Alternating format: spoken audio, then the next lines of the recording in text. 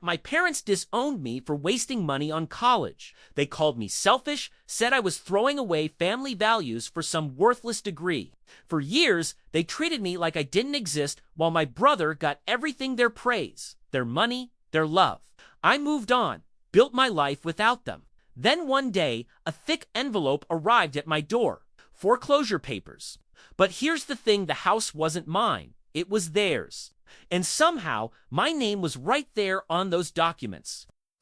They disowned me for wanting an education, but when their world started crumbling, suddenly I was family again. What they didn't know was that I discovered something about those papers, something that would change everything. My parents disowned me for chasing my dreams, and now they needed me to save theirs. But after everything they'd put me through, why should I? My name is John, and I'm 43 years old. For most of my life, I believed that family was supposed to be your foundation, the people who stood by you no matter what.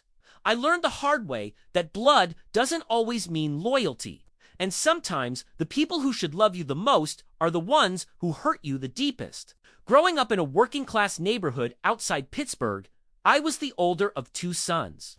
My parents, Frank and Marie, ran a small auto repair shop that my grandfather had started back in the 60s. Blue-collar work, honest work, and they were proud of it. My brother Tommy was 5 years younger than me, and from the moment he could hold a wrench, he was their golden child. He loved cars, loved getting his hands dirty, and my parents saw him as the heir to their legacy.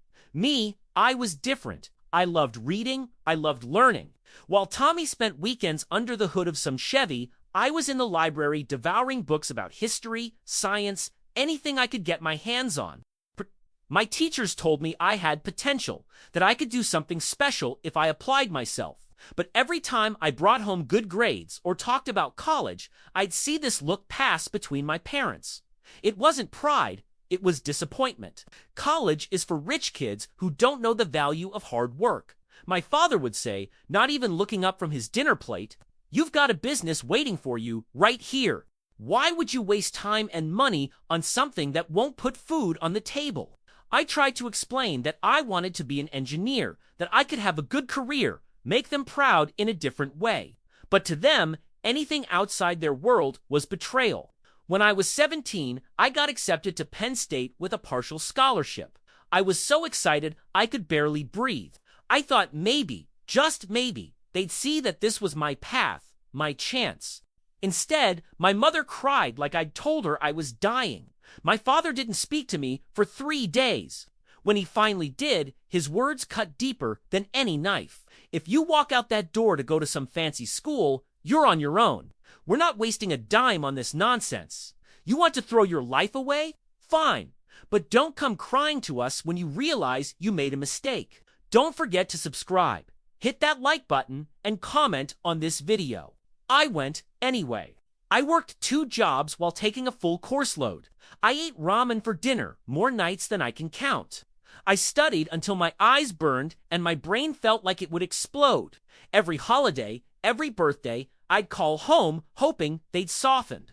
Sometimes my mother would talk to me, her voice tight and strained. My father never did. Tommy would get on the phone occasionally, telling me about the shop, about how Dad was teaching him everything, how they were expanding. "They really miss you, John," Tommy said once. I'll never forget it because it was the only time he acknowledged the rift. They just don't know how to say it. But they didn't miss me. Not really. They missed the idea of who they wanted me to be. 4 years later, I graduated with honors in mechanical engineering. I sent them an invitation to the ceremony. It came back unopened, returned to sender written in my father's angry scrawl across the envelope. That's when I knew I was truly alone. I moved to Philadelphia, got hired by a good firm, and slowly built my life. I met Sarah at a coffee shop near my apartment. She was a teacher, smart and kind, with this laugh that made everything feel lighter. We got married 2 years later in a small ceremony with friends. I didn't invite my parents. What was the point? They'd made their choice, and I'd made mine. Years passed. I advanced in my career, bought a house in the suburbs, had 2 kids, Emma and Michael. I told them about their grandparents in Pittsburgh, but in abstract terms, like characters in a story that had already ended. Sarah would sometimes suggest reaching out, trying to mend things, but I'd spent too many years trying. I was done begging for acceptance. Then one afternoon in late September, everything changed. I came home from work to find a thick envelope wedged in my front door. It was from a law office in Pittsburgh, and my stomach dropped before I even opened it. Inside were foreclosure documents. The bank was seizing a property for unpaid mortgage payments, default on a home equity line of credit, and accumulated debt. Standard stuff, except for one detail that made my blood run cold. My name was on the paperwork. Not as the property owner, that was Frank and Marie Morrison, my parents, but as a co-signer on a home equity loan taken out 7 years ago. According to these documents, I had guaranteed a loan for $150,000 on their house. And now the bank was coming after everyone whose name appeared on those papers. Don't forget to subscribe, hit that like button, and comment on this video. I read the documents 3 times, my hands shaking harder with each pass. This was impossible. I'd never co-signed anything for my parents. I hadn't spoken to them in over 15 years. I hadn't even been in the same room with them since before college. Yet there it was, my signature on a loan agreement dated 7 years back, complete with my social security number and an address I'd lived at during that time. Sarah found me sitting at the kitchen table, documents spread around me like evidence of a crime. "John, what's wrong? You look like you've seen a ghost." "Someone forged my signature," I said, my voice barely above a whisper. "My parents took out a loan using my name, and now they've defaulted. The bank thinks I'm responsible for $150,000. Her face went white. "That's identity theft. That's fraud. You need to call the police right now." She was right, of course. But something stopped me from picking up the phone. Maybe it was morbid curiosity. Maybe it was the angry, hurt kid inside me who still wanted answers after all these years. Instead of calling the police, I called the law office listed on the documents. The attorney who answered, a woman named Patricia Chen, sounded surprised when I explained I'd never signed anything. "Mr. Morrison, I have to tell you, this is highly unusual. The bank has all the proper documentation. Your signature, your information, everything checked out when the loan was processed. Are you certain you don't remember signing these papers?" "I'm absolutely certain," I said, my voice harder than I intended. "I haven't spoken to Frank and Marie Morrison in over 15 years. I never gave them permission to use my name for anything." There was a long pause. "If what you're saying is true, this is a serious criminal matter. You should file a police report immediately.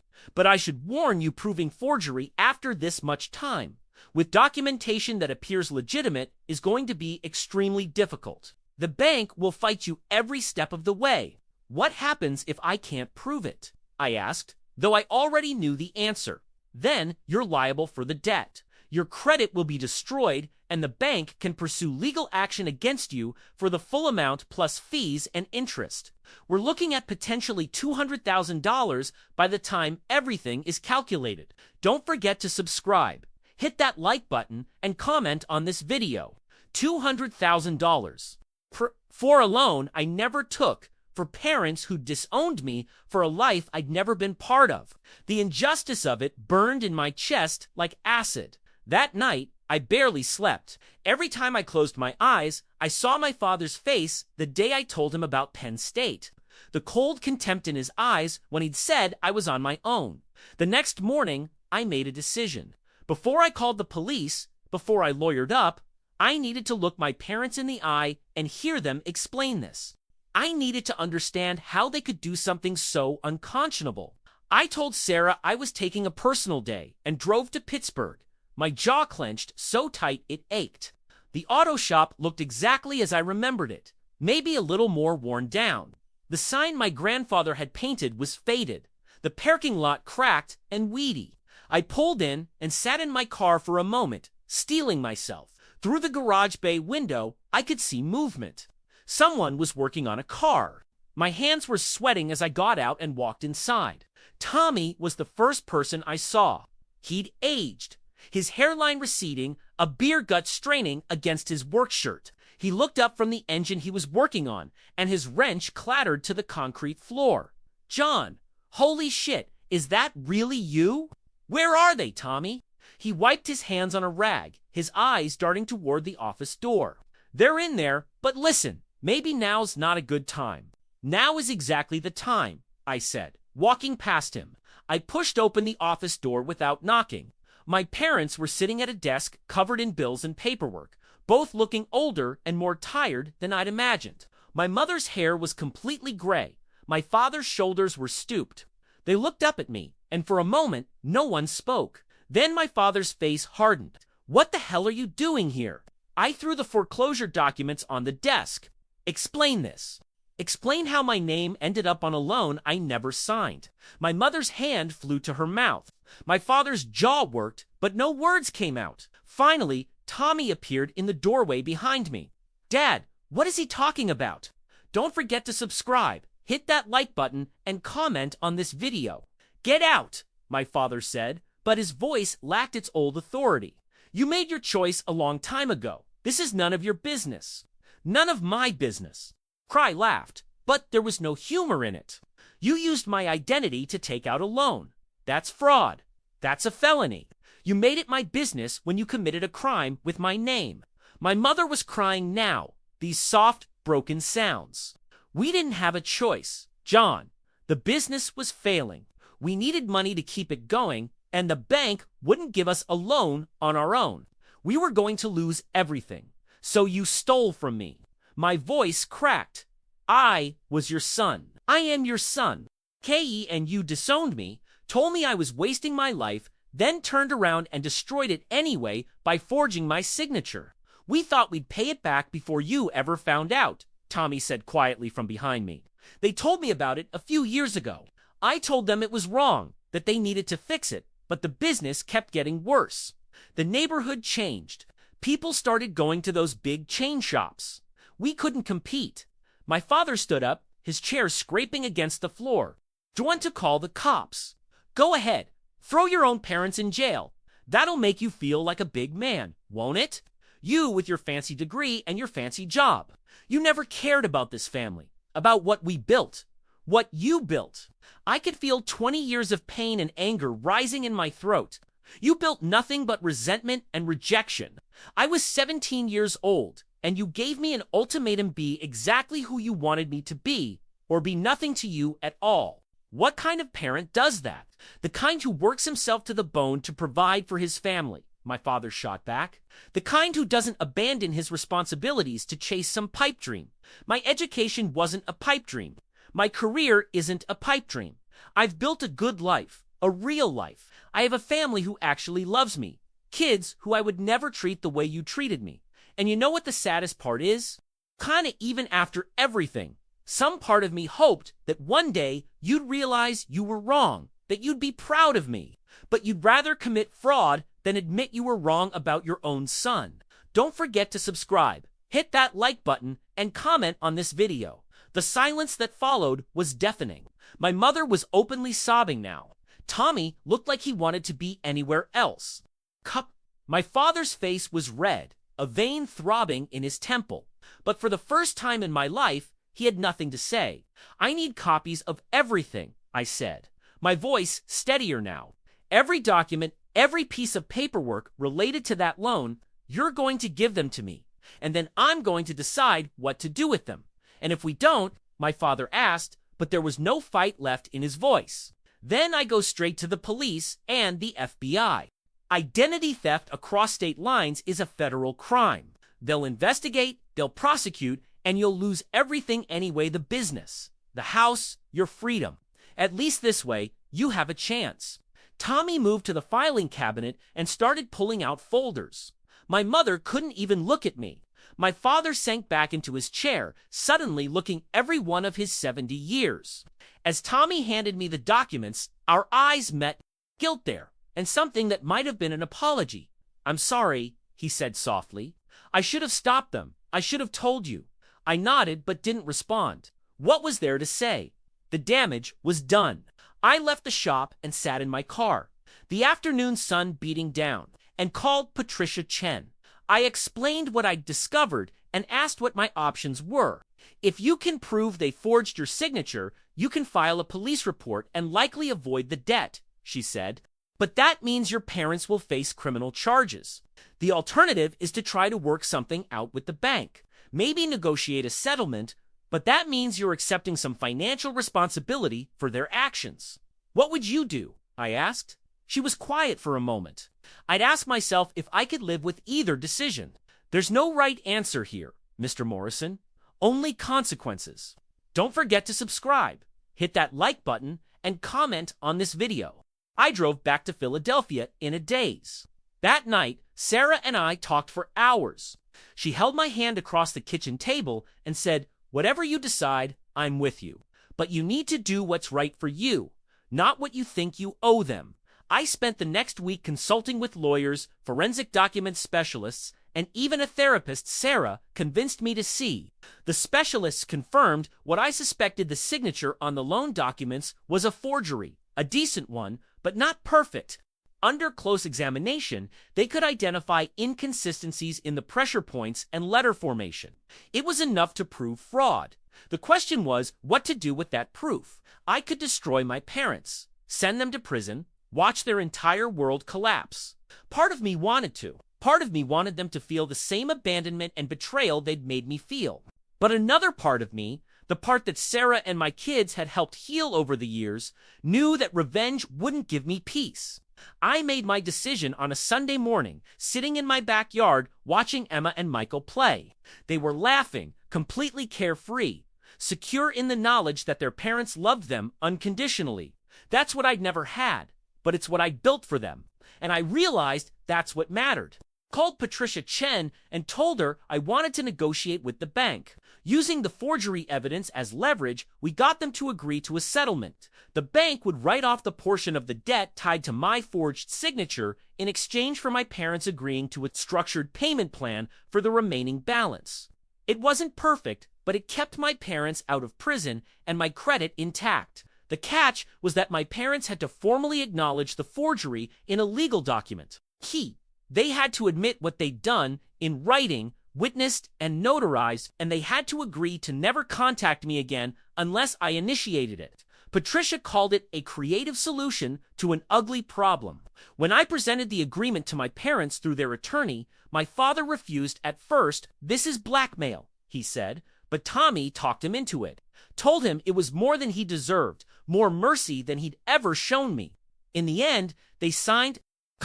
Don't forget to subscribe, hit that like button, and comment on this video. The foreclosure was stopped. My parents kept their house, but had to sell the auto shop to make the first payment on their restructured debt.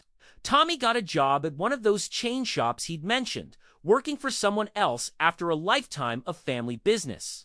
My mother sent me one letter after everything was settled. It came to my attorney, not my home. In it, she apologized.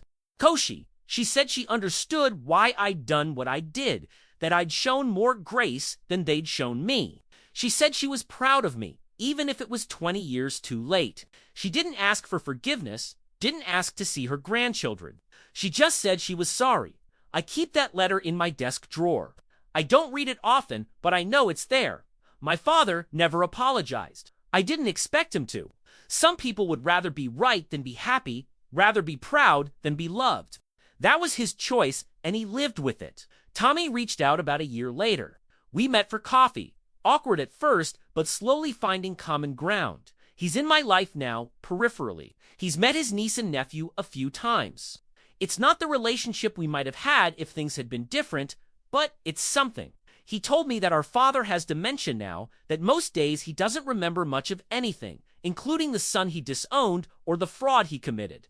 Sometimes he asks about you, Tommy said.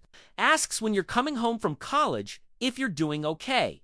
It's like his brain went back to before everything went wrong. I didn't know what to say to that. There's a strange poetry in it, I suppose. The man who couldn't accept my choices now doesn't remember making his own. I don't visit, I don't call, but I don't wish him ill either.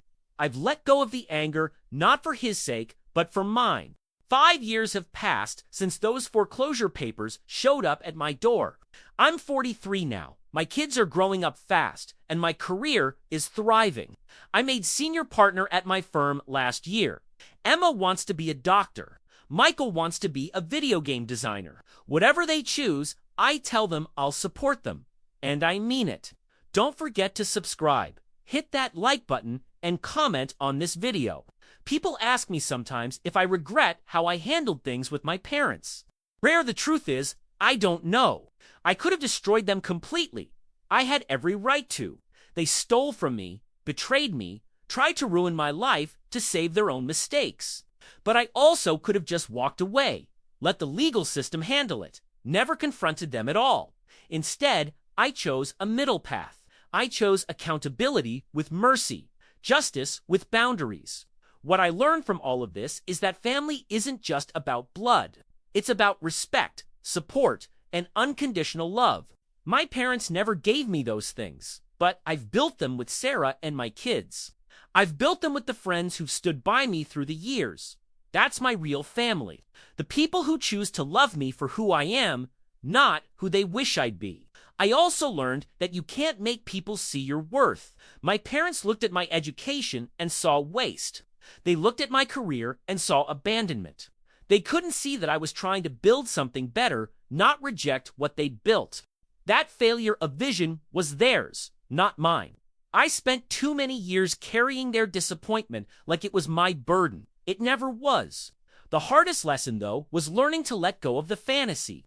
I think every kid who's been rejected by their parents carries this hope that one day things will change, that one day they'll apologize, they'll understand, they'll finally see you. My mother's letter gave me a sliver of that, but it wasn't the movie moment I'd imagined as a kid. Quiet and sad and incomplete, and that had to be enough. These days, I focus on being the father I never had. When Emma comes home excited about her grades, I celebrate with her. When Michael wants to talk about his latest obsession, I listen. When they make choices I don't understand, I trust them. I show up, I tell them I'm proud. I let them know that my love isn't conditional on them becoming who I want them to be. It's just there, solid, and certain, no matter what. Kind of forget to subscribe, hit that like button, and comment on this video. Sarah says I'm a better man than my father ever was, but I don't think of it that way. I just think I made different choices. I chose growth over stubbornness. I chose forgiveness over vengeance. I chose to build rather than destroy. Those choices weren't easy, and they didn't make everything magically better, but they let me sleep at night. They let me look my kids in the eye without shame. They let me be the person I want to be. The business my parents were so desperate to save is gone now. Someone bought the property and turned it into a chain pharmacy. The Morrison family legacy, the thing they sacrificed their relationship with me to preserve, is a parking lot and a 24-hour drugstore. I drove past it once when I was in Pittsburgh for work. I didn't feel satisfaction or vindication. I just felt sad. Sad for what could have been if they just let me be who I was. Quote, sad for the grandchildren they chose not to know. Sad for the time we all lost, but I don't dwell on it. I can't change the past, and I've spent enough of my life trying to earn the approval of people who were incapable of giving it. My focus now is on the future, on making sure my kids never doubt they're loved, on building a life that reflects my values rather than reacting to someone else's rejection. If there's a message in all of this, it's that you don't owe anyone your identity. Not your parents, not your family, not anyone. You have the right to make your own choices, chase your own dreams, build your own life. And if the people who are supposed to love you can't accept that, it's their loss, not yours. It took me a long time to believe that, to really feel it in my bones, but I do now. I also want to say this to anyone going through something similar. It's okay to protect yourself. It's okay to set boundaries, even with family. It's okay to demand respect. And it's okay to choose your own peace over their comfort. You're not selfish for wanting better. You're not wrong for refusing to be small so others can feel big. You're just human, trying to survive and thrive in a world that isn't always fair or kind.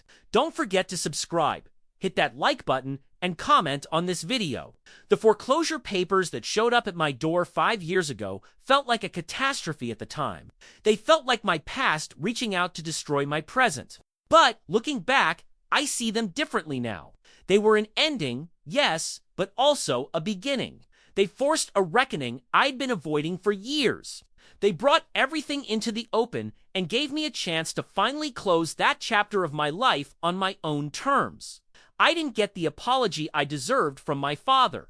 I didn't get the tearful reconciliation or the admission that they were wrong.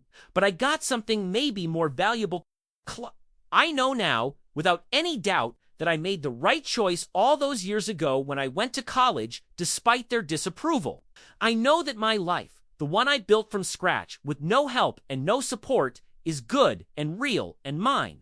No one can take that from me. And honestly, I'm proud of myself. Proud of the scared 17-year-old kid who packed his bags and left for Penn State even though it meant losing his family. Proud of the exhausted college student who worked 2 jobs and still graduated with honors. Proud of the man who could have sought revenge but chose a harder, kinder path. Proud of the father who breaks the cycle and loves his kids the way they deserve to be loved. My parents disowned me for wasting money on college. They told me I was throwing my life away, that I'd regret it, that I was betraying everything they'd built. They were wrong about all of it. The only thing I regret is the years I spent trying to win back their approval. The only waste was the energy I spent carrying their disappointment. The only betrayal was theirs, not mine. When my name appeared on those foreclosure papers, it was a shock. It was terrifying and infuriating and heartbreaking all at once. But it was also, in a strange way, a gift. It gave me the chance to finally stand up for myself, to demand accountability, to say no more to people who'd spent decades making me feel less than. It gave me closure. Don't forget to subscribe, hit that like button, and comment on this video. I think about that sometimes when I'm helping Michael with his homework or teaching Emma to drive. I think about how close I came to being like my father, to making my love conditional, to trying to force my kids into some predetermined mold. But I didn't. I broke free, and in doing so, I broke a cycle that probably went back generations. My grandfather, the one who started the auto shop, was apparently a hard man to never satisfied, never proud, always pushing. My father learned from him, and he tried to teach me the same lessons. But I refused to learn them. I refused to pass them down. With me, that particular family legacy ends. That's my real inheritance, not the business, not the house, not anything material. It's the choice to be different, to be better, to love more freely and forgive more easily, to support rather than control, to celebrate rather than criticize. That's what I'm leaving to Emma and Michael. That's the Morrison family legacy I'm building, one day and one choice at a time. So when people ask me about my parents, about how I handled everything that happened, I tell them this: I chose myself. I chose my peace. I chose my children. And I'd make the same choice again in a heartbeat. Not because I wanted to hurt anyone, but because I finally understood that saving myself wasn't selfish, it was necessary. The house in Pittsburgh that almost got foreclosed, it's still standing. My parents are still in it, living out their years with the consequences of their choices. Tommy checks on them, and I'm grateful for that. But I'm not there. I'm here, in my home, with my family, living the life I fought for. And that's exactly where I'm supposed to be. 5 years ago, I thought those foreclosure papers were a disaster. Now I see them as the final test, the last chance for my parents to take responsibility and for me to decide who I wanted to be. I passed that test. I chose mercy over vengeance, boundaries over bridges, and peace over validation. I chose to be the man I'd want my kids to call dad, not the man my father was. Don't forget to subscribe, hit that like button, and comment on this video. And you know what? I sleep just fine at night. My conscience is clear. My kids know they're loved. My wife knows she's cherished. My work is meaningful. My life is full. I don't need my parents' approval anymore because I have something better my own. I know I'm a good man, a good father, a good husband. I know I made the right choices, even when they were hard. I know I'm enough. exactly as I am. That's the real ending to this story. Conturned, not revenge, not reconciliation, not some dramatic confrontation where everyone finally understands everything. Just peace. Just a man who refused to let his past define his future.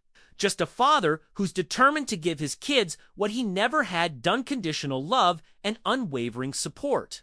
Just a life well lived despite everything stacked against it. My parents disowned me for pursuing my education, for daring to want more than what they'd planned for me. Tried to make me pay for it, literally, by forging my name on loan documents. But in the end, I'm the one who came out ahead. Not because I'm richer or more successful, though I've done well for myself, but because I'm free. Free from their expectations. Free from their disappointment. Free from the need to prove anything to anyone except myself. If you're reading this or listening to this story and you see yourself in it, if you've been rejected by family for choosing your own path, if you've been made to feel like you're not good enough just because you're different, I want you to know something. You are enough. Your dreams are valid. Your choices matter. And you don't need anyone's permission to live your life on your own terms. It won't be easy. There will be days when you doubt yourself, when you wonder if you made the right choice, when you miss the fantasy of what your family could have been. That's normal. That's human. But on the other side of that pain is freedom. On the other side of that rejection is the chance to build something better. Something real, something entirely yours. Don't forget to subscribe, hit that like button, and comment on this video. I'm 43 years old, and I've lived more than half my life without my parents' approval or presence. I've built a career, raised kids, created a home, all on my own terms. And I'm telling you, it's possible, not just to survive being disowned or rejected, but to thrive, to build something beautiful from the broken pieces. To create the family you always deserved, even if it doesn't include the people you thought it would. The foreclosure papers that arrived at my door 5 years ago could have destroyed me. They could have sent me into debt, ruined my credit, derailed everything I'd worked for, but instead, they became the catalyst for closure, for healing, for finally putting the past where it belongs behind me. They were my parents' last attempt to pull me back into their dysfunction and my final opportunity to say no, to protect myself, to choose differently. And I did. I chose myself. I chose my family. I chose peace, and I've never looked back. Not with regret, not with bitterness, not with anything except gratitude that I finally found the strength to be who I really am. The man I was always meant to be, not the one my parents tried to make me. So, that's my story. That's how the son, who was disowned for wasting money on college, dealt with having his name appear on his parents' foreclosure papers. I fought back, but not the way they expected. I demanded accountability, but offered mercy. Protected myself while refusing to become what they were. And I walked away knowing I'd done everything I could, everything I should, and nothing I'd regret. If that's not justice, I don't know what is. And if that's not a happy ending, well, it's the only one I need, because I'm happy. My kids are happy. My wife is happy. And that's all that matters. The rest is just noise. Just echoes of a past that no longer has power over me. I'm free, and I intend to stay that way for the rest of my life. That's my choice, my right, and my triumph. And no one, not my parents, not anyone can take that away from me. This is my life. I built it, I earned it, and I'm damn proud of it. The years that followed brought changes I never anticipated. Emma graduated high school with a full scholarship to Johns Hopkins. When she told me, I cried. Not just tears of pride, but tears for that 17-year-old version of myself who'd gotten into Penn State and had no one to celebrate with him. I'd threw Emma the biggest party, invited everyone she cared about, and stood up to give a toast that I'd been writing in my head for 25 years. My daughter is brilliant, driven, and brave enough to chase her dreams, I said, my voice breaking slightly, and I want her to know that no matter where life takes her, no matter what she chooses, I will always be proud of her. Always. Sarah squeezed my hand under the table, understanding everything I wasn't saying. Emma hugged me so tight I could barely breathe and whispered, I know, Dad, I've always known. Michael found his path to getting into a game design program at Carnegie Mellon. The irony wasn't lost on me both. My kids were thriving in Pennsylvania, the state my parents had tried to make me feel ashamed for going to.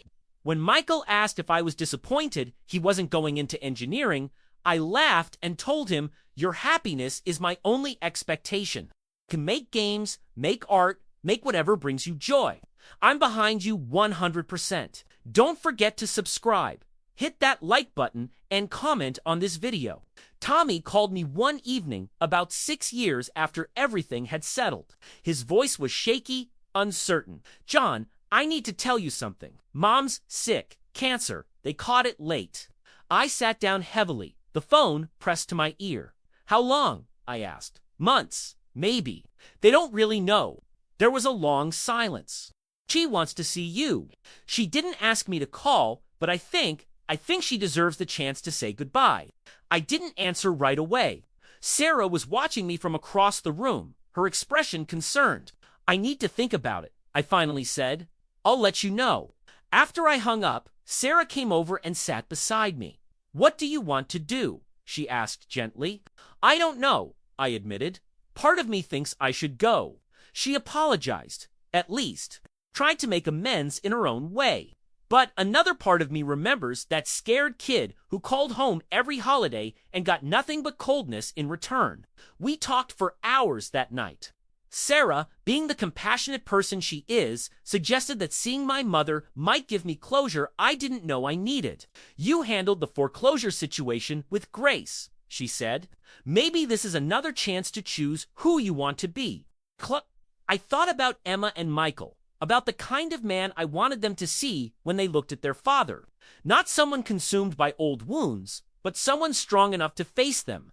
I called Tommy back the next day. "I'll come, but just to see Mom. I'm not interested in reconciling with Dad, and I'm not staying long." Tommy sounded relieved. "That's more than fair, John, more than they deserve, honestly."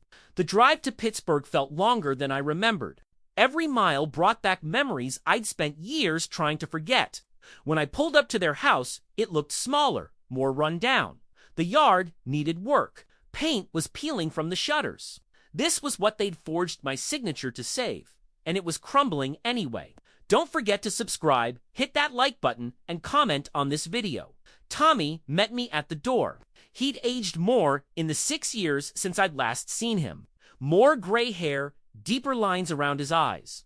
"Casey's in the bedroom," he said quietly. "Dad's at a doctor's appointment. Probably better that way." I nodded, grateful for small mercies. I wasn't ready to face my father. Wasn't sure I ever would be.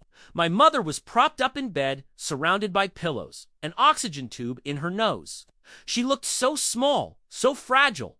When she saw me, tears immediately filled her eyes. "John," she whispered, "you came." I sat in the chair beside the bed, keeping some distance between us. "Tommy said you wanted to see me." "I did. I do." She reached for my hand, and after a moment's hesitation, I let her take it. Her skin was paper thin, her grip weak. "I don't have much time left, and I need you to know. I need you to hear this from me, not from a letter. What we did to you was wrong. All of it. Disowning you, forging your name, putting our pride before your happiness. It was all wrong." Her voice was barely audible, each word an effort. "I've had a lot of time to think these past few years. Too much time, maybe, and I keep coming back to the same thought. We had a good son, a smart son, a son who wanted to make something of himself, and instead of celebrating that, we punished him for it. We were so afraid of losing you to a world we didn't understand that we pushed you away completely." I felt my throat tighten. These were the words I'd needed to hear at 17, at 21, at 30. But hearing them now, from a dying woman who'd realized too late what she'd lost, they felt hollow and sad. I was so angry for so long, I said quietly, "Angry that you couldn't just be happy for me, angry that your love had conditions I could never meet, angry that you stole from me, lied to me, tried to ruin what I'd built. But staying angry, ... it was exhausting. It was eating me alive." Don't forget to subscribe, hit that like button, and comment on this video. My mother squeezed my hand weakly. You had every right to be angry. You still do, and I know saying sorry doesn't fix anything. It doesn't give you back those years. It doesn't erase the pain. But I need you to know that I see you now. I see what you've built, who you've become. Tommy showed me articles about you, about your work. He showed me pictures of your kids. They're beautiful, John, and you're a good father, better than we were. Condaby, I had to be, I said, and there was no accusation in my voice, just truth. I had to break the cycle. I couldn't do to them what was done to me. She nodded, more tears sliding down her weathered cheeks. I'm so sorry, son. I'm so sorry. We sat in silence for a while, her hand in mine, years of hurt and regret hanging in the air between us. Finally, I spoke. I forgive you, Mom, not because you've earned it, but because I need to let it go. I need to be free of this. But forgiving doesn't mean forgetting. It doesn't mean we're going to have some fairy tale ending where everything's okay. Too much has happened. Too much time has passed. I know, she whispered. I just needed to hear you say you forgive me before I go. That's all I can ask for. I stayed for another hour talking about safer things: Emma's scholarship, Michael's game designs, Sarah's promotion at work. My mother listened with genuine interest, asking questions, smiling when I described their personalities. It felt surreal, this glimpse of what we could have had if things had been different.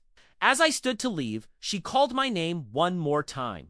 John, will you bring them to the funeral, your family? I'd like them to at least see where you came from, even if it wasn't perfect. I thought about it for a moment, then nodded.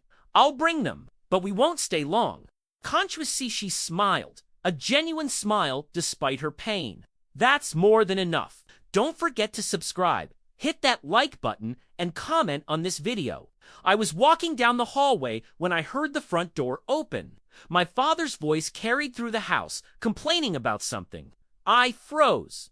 Tommy appeared, his face apologetic. I thought he'd be gone longer. You can slip out the back, but it was too late. My father rounded the corner and stopped dead when he saw me. For a long moment, we just stared at each other. He looked old, diminished. The dementia Tommy had mentioned was evident in his confused expression. John, he said uncertainly, what are you doing here? Did you just get back from school? My chest tightened. His brain had rewound to before everything fell apart, to when I was still his son, in good standing, still on the path he'd chosen for me. Dad, John came to visit Mom, Tommy said gently, taking our father's arm. Remember, Mom's sick. My father's face clouded with confusion, then frustration. I know Marie's sick. I'm not stupid. But then he looked at me again, and something shifted in his eyes. For just a moment, clarity returned. You turned out okay, he said, his voice gruff. Tommy showed me. You did good. It wasn't an apology. It wasn't even close to what I deserved. But coming from him, from a man who'd never admitted he was wrong about anything in his entire life, it was something. Thanks, Dad, I said quietly. Cut. And then I left, walking out of that house for what I suspected might be the last time. My mother died 3 weeks later. True to my word, I brought Sarah, Emma, and Michael to the funeral. It was small, attended mostly by old neighbors and a few remaining friends. My father sat in the front row, looking lost and confused. He kept asking where Marie was, and someone would gently remind him. He'd nod, seem to understand, then ask again 5 minutes later. Don't forget to subscribe, hit that like button, and comment on this video. During the service, the pastor asked if anyone wanted to share memories. Tommy spoke about her kindness, about how she'd held the family together through hard times. A neighbor talked about her charity work at the local church. And then, to my own surprise, I stood up. Emma looked at me with wide eyes, but I gave her a reassuring nod and walked to the front. My mother and I had a complicated relationship, I began, my voice steady. We hurt each other. We let pride and fear get in the way of love. We wasted years we could have spent together, but in the end, she taught me something important, that it's never too late to try. Never too late to say you're sorry. Never too late to see someone clearly and acknowledge who they really are. I looked at my kids. She also taught me by absence, what kind of parent I wanted to be. Sometimes our greatest lessons come from our greatest wounds. I'm grateful for the woman she was and the woman she became at the end. I forgive her, and I hope she's found peace. I sat back down, and Sarah took my hand. Emma was crying, and Michael looked thoughtful. After the service, several people approached me, telling me they'd always wondered what happened to Frank and Marie's older son. I kept my answers vague, polite. Some stories don't need to be fully told. My father's dementia worsened rapidly after my mother's death. Within 6 months, Tommy had to put him in a memory care facility. I visited once, about a year after my mother's funeral. My father didn't recognize me. He thought I was a doctor, asked me if I could help him find his wife. I told him she was resting, that she'd be here soon. He seemed satisfied with that answer. As I left the facility, I realized I felt nothing. No anger, no sadness, no satisfaction. Just emptiness. Codely, the man who'd shaped so much of my pain, no longer existed. Not really. He was a shell. His memories scrambled, his personality erased by disease. I couldn't even be angry at him anymore. There was nothing left to be angry at. Don't forget to subscribe, hit that like button, and comment on this video. Tommy and I grew closer during this time. He'd divorced his wife a few years back, never had kids. The shop was gone. Our parents' house eventually sold to pay for Dad's care. Everything our family had been built on had crumbled to dust. But Tommy and I were building something new, not a replacement for what we'd lost, but a connection based on who we were now, not who we'd been forced to be. Do you ever regret it? Tommy asked me one night over beers. Going to college, leaving the family business, all of it. I didn't have to think about my answer, not for a second. I regret how it happened, the pain it caused, but the choice itself, that was the best decision I ever made. It saved my life. He nodded slowly. I think about that sometimes, what my life would have been like if I'd been brave enough to choose something different. But I wasn't like you, John. I didn't have your strength. I shook my head. It wasn't strength. It was desperation. I knew if I stayed, I'd suffocate. I'd become someone I hated.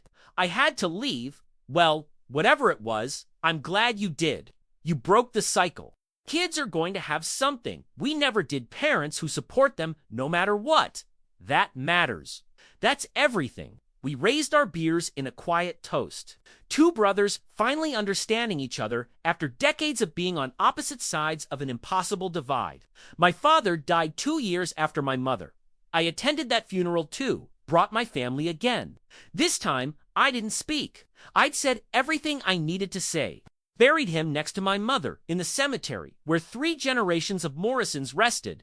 Tommy and I were the only family left to witness it. Don't forget to subscribe, hit that like button, and comment on this video. Standing at their graves, I felt a strange sense of completion. The people who'd given me life, who'd shaped me through their rejection and their choices, were gone. The debt was settled. The books balanced. I'd forgiven them as much as I was able. I'd made peace with the past. Came now, I could truly move forward without their shadows following me. Emma is in her 3rd year of medical school now. She calls me every week, sometimes just to talk, sometimes to vent about the pressure. I listen, I encourage, I remind her that she's capable of amazing things. Michael graduated and got hired by a major game studio. He's working on his first big project, and he's so excited he can barely contain it. Both my kids are thriving, and they know without question that I'm proud of them. Sarah and I celebrated our 25th anniversary last year. During the toast, I thanked her for standing by me through everything the foreclosure crisis. The family drama, the funerals, all of it. You could have had an easier life with someone else, I told her. She laughed and kissed me. Easier doesn't mean better. I chose you, and I'd choose you again. That's what real family looks like. I'm 49 now. In a year, I'll be 50 the age my father was when he told me I was on my own. Sometimes I wonder what he'd think if he could see me now. Would he admit he was wrong? Would he be proud? I'll never know. But I've realized that I don't need to know. His opinion stopped mattering the day I stopped waiting for it. The foreclosure papers that arrived at my door 8 years ago set off a chain of events that changed everything. They forced confrontations I'd been avoiding, revelations I'd been dreading, and choices I'd been postponing. In a strange way, they were a gift. They gave me the opportunity to close that chapter of my life with dignity and strength. Don't forget to subscribe, hit that like button, and comment on this video. I kept my mother's apology letter. I also kept a copy of the legal document where my parents admitted to the forgery. Both papers sit in my desk drawer. Two sides of the same story, the harm they caused and the responsibility they finally accepted. I don't look at them often, but knowing they're there gives me a sense of resolution. Looking back at everything, I realized that my parents' greatest failure wasn't disowning me. It was teaching me that love could be conditional, that acceptance had a price. It took me years to unlearn that lesson, to understand that real love doesn't require you to be someone you're not. I'm still learning it. Still catching myself sometimes when Emma or Michael makes a choice I don't immediately understand. But I stop, I breathe, and I remember what it felt like to not be supported. Courted then, and then I support them anyway. That's the real victory in all of this. Not that I survived my parents' rejection, though I did. Not that I held them accountable for their fraud, though I did that too. The real victory is that I didn't become them. I broke the pattern. I chose differently. And because of that choice, my kids will never know what it's like to have conditional love. They'll never wonder if they're good enough. They'll never have to choose between being themselves and being accepted. If I could go back and tell that 17-year-old kid anything, it would be this. It's going to hurt. It's going to be lonely and scary and hard. There will be nights when you wonder if you made the right choice, when you'll miss them so much you can barely breathe. But you're going to make it. You're going to build something beautiful. And one day, you'll have kids of your own, and you'll love them the way you deserved to be loved. That's your happy ending. Not reconciliation, not vindication, just peace. My name is John. I'm 49 years old. My parents disowned me for going to college, then committed fraud in my name. I held them accountable, offered them mercy, and eventually forgave them. Not because they deserved it, but because I deserved peace. And now I have it. Codely, that's my story, and I'm proud of how it ends.